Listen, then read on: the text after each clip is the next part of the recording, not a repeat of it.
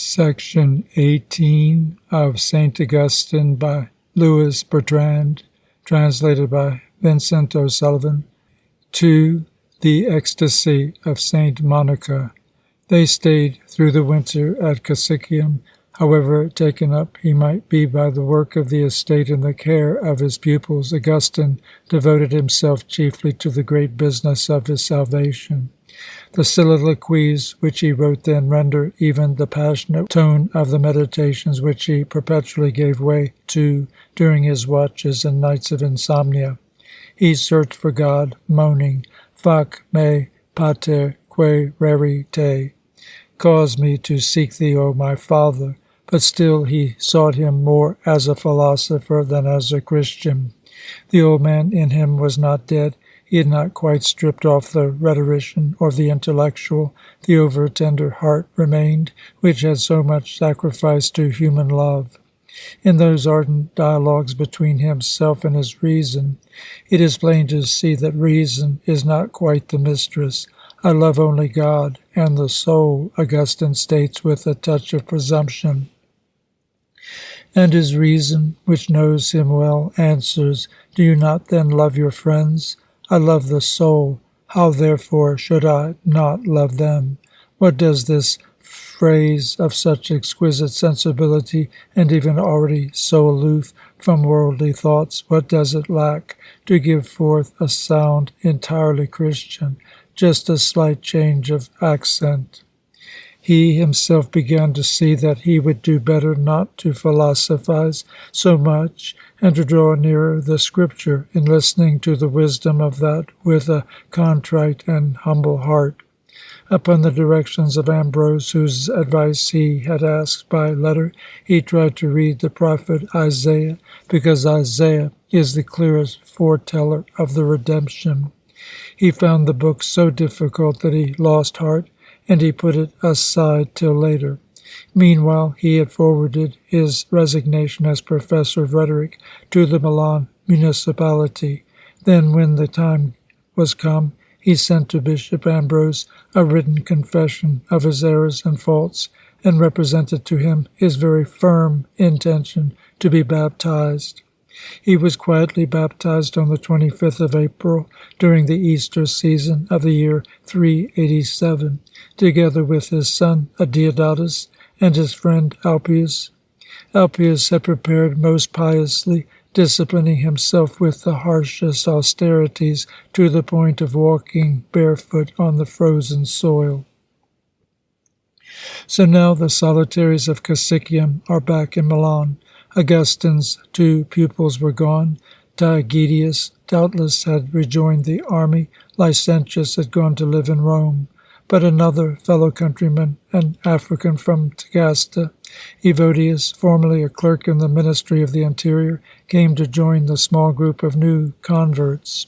Evodius, the future bishop of Uzalis in Africa and baptized before Augustine, was a man of scrupulous piety and unquestioning faith. He talked of devout subjects with his friend, who, just fresh from baptism, experienced all the quietude of grace.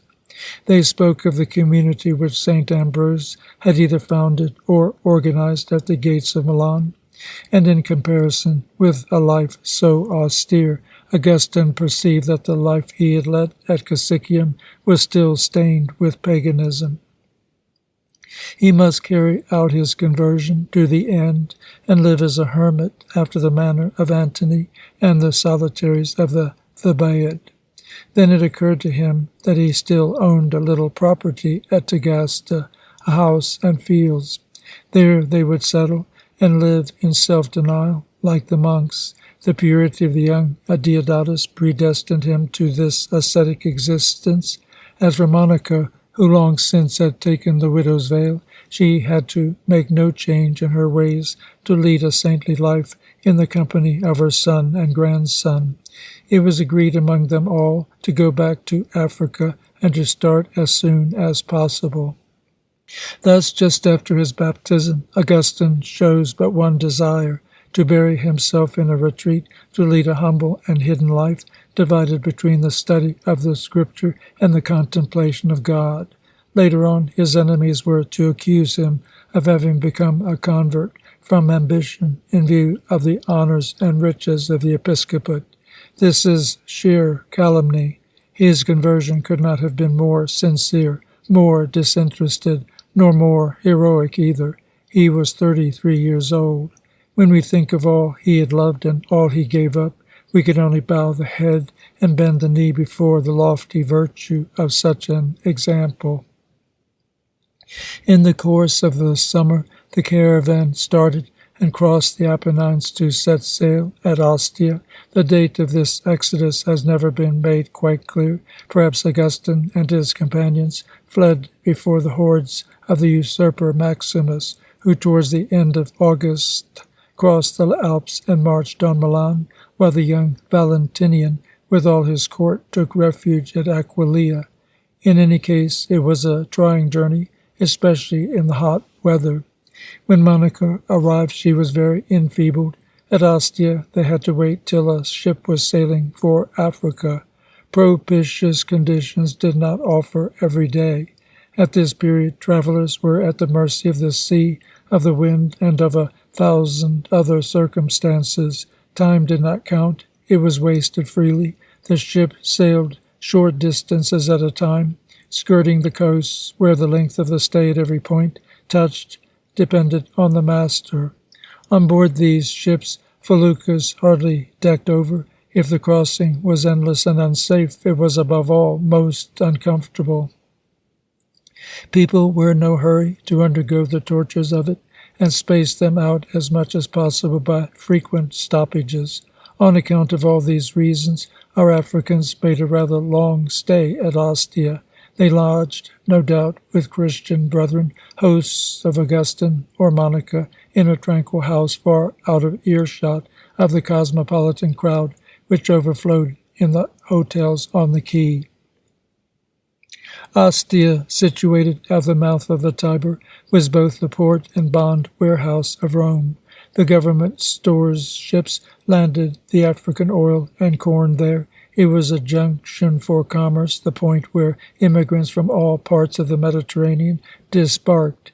Today there's only left a wretched little village, but at some distance from this hamlet the excavations of archaeologists have lately brought to light the remains of a large town. They have discovered at the entrance a place of burial with arcosal tombs, and here perhaps the body of St. Monica was laid.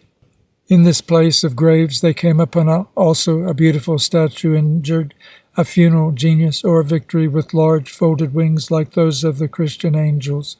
Further on, the Forum with its shops, the guardhouse of the night cohort, baths, a theatre, many large temples, arcaded streets paved with large flags, warehouses for merchandise.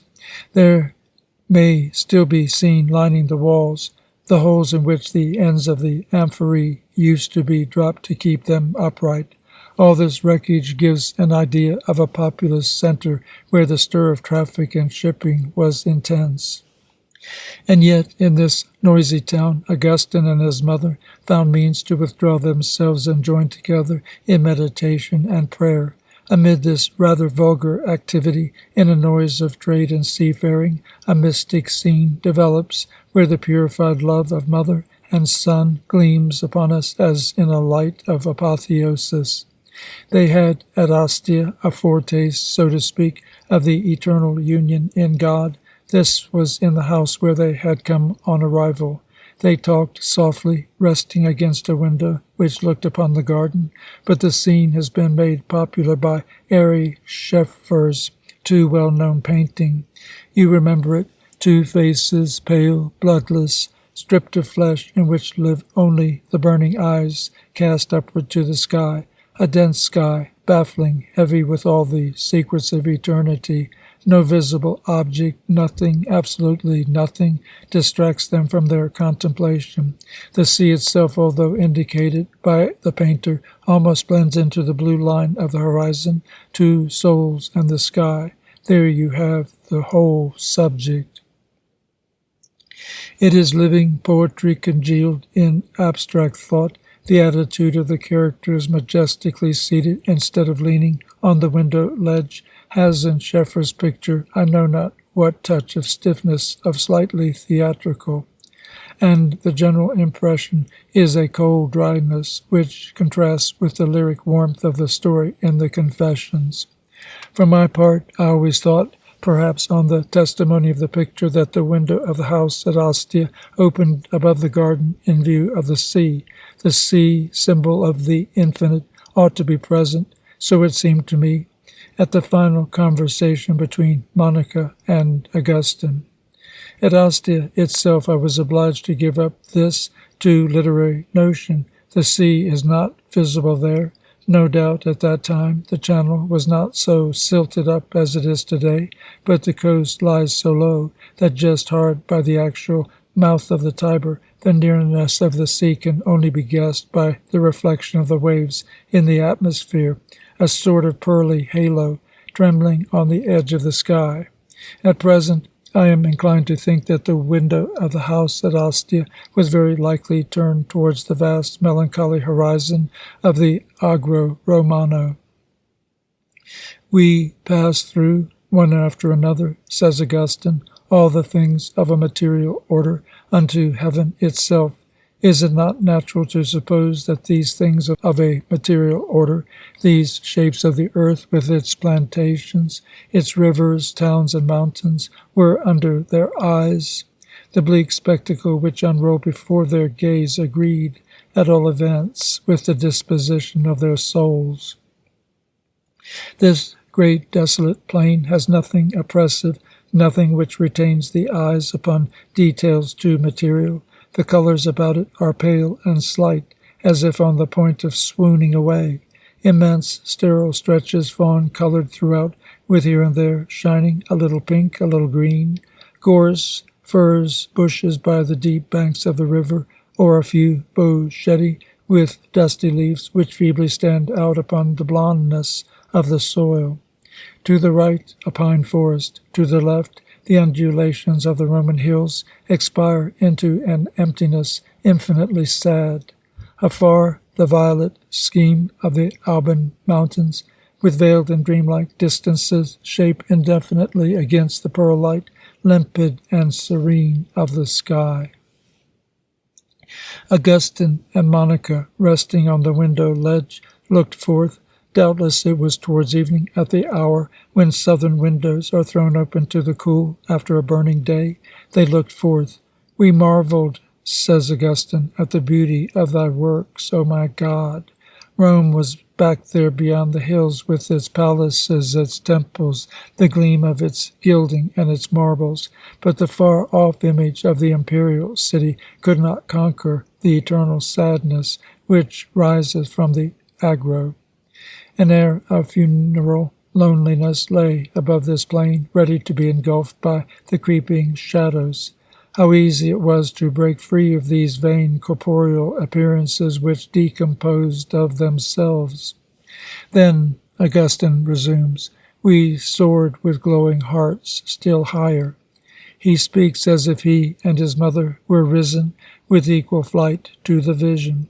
It is more probable that he was drawn up by Monnica, long since familiar with the ways of the Spirit, used to visions and to mystic talks with God. Where was this God? All the creatures, questioned by their anguished entreaty, answered, Quaere super nos, seek above us.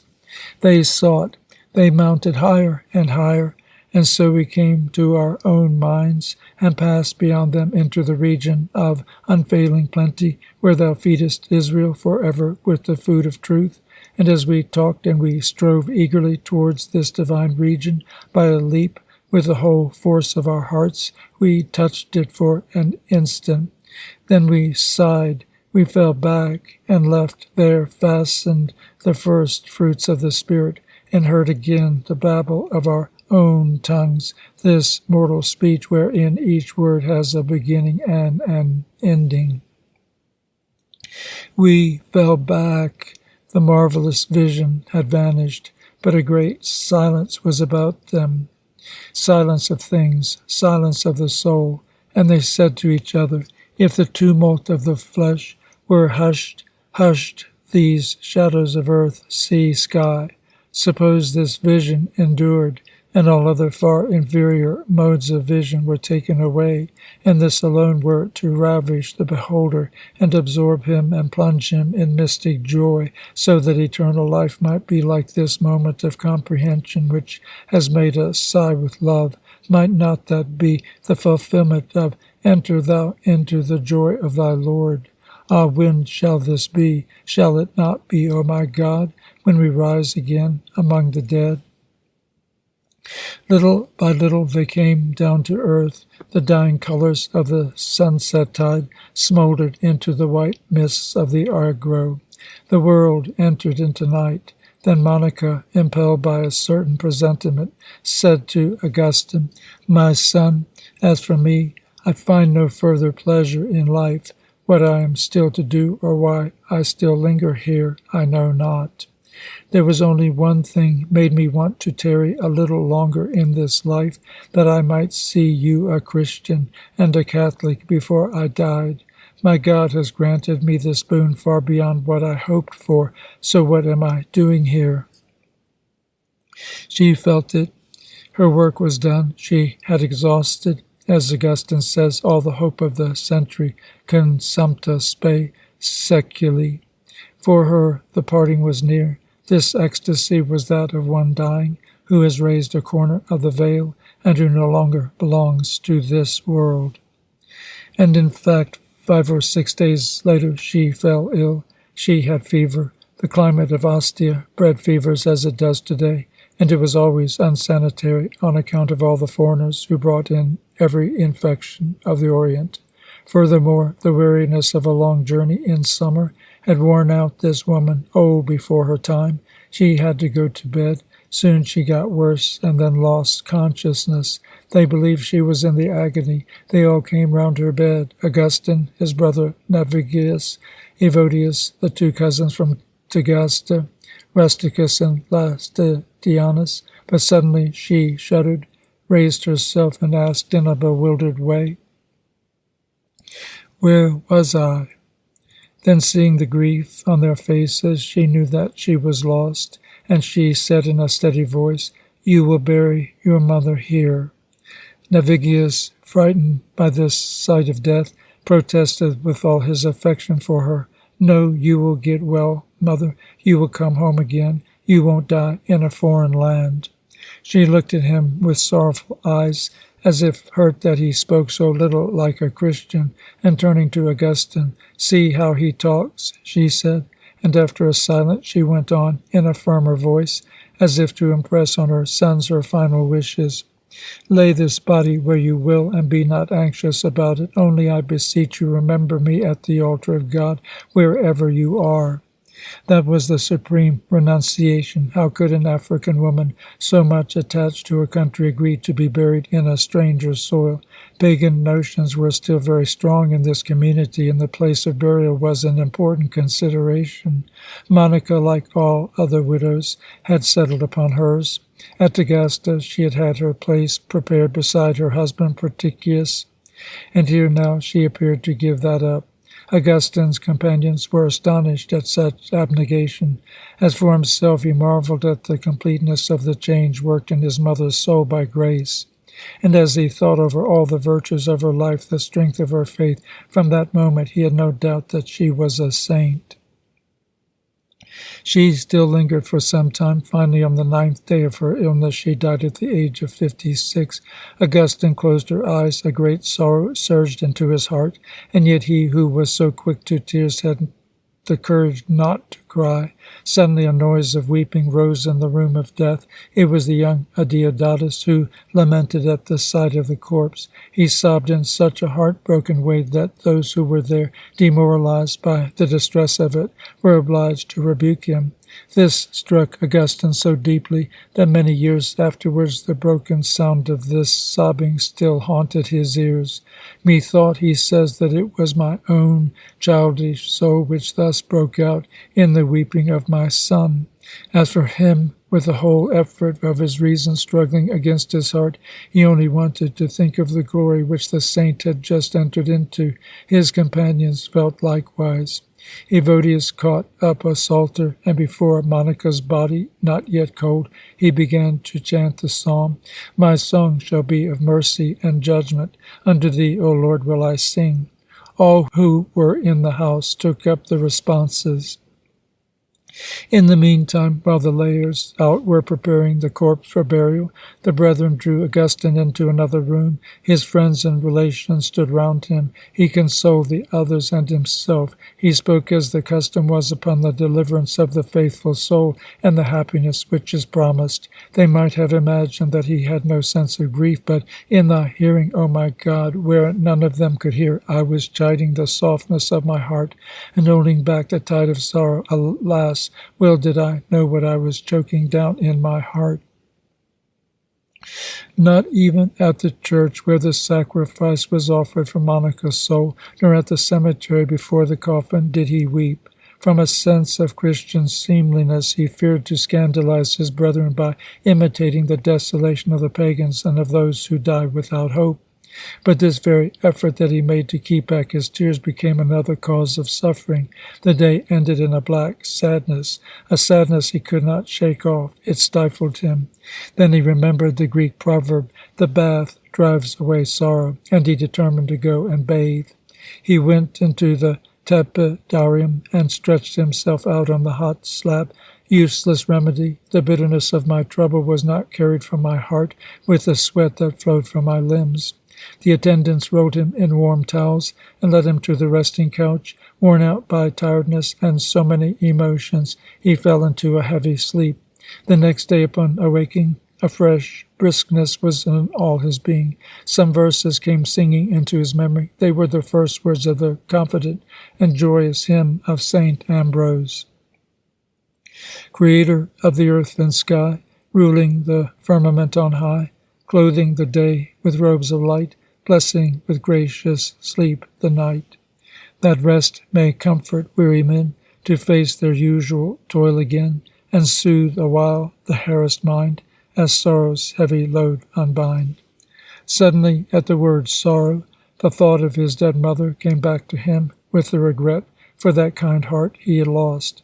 A wave of despair overwhelmed him. He flung himself sobbing on the bed, and at last wept all the tears he had pent up so long.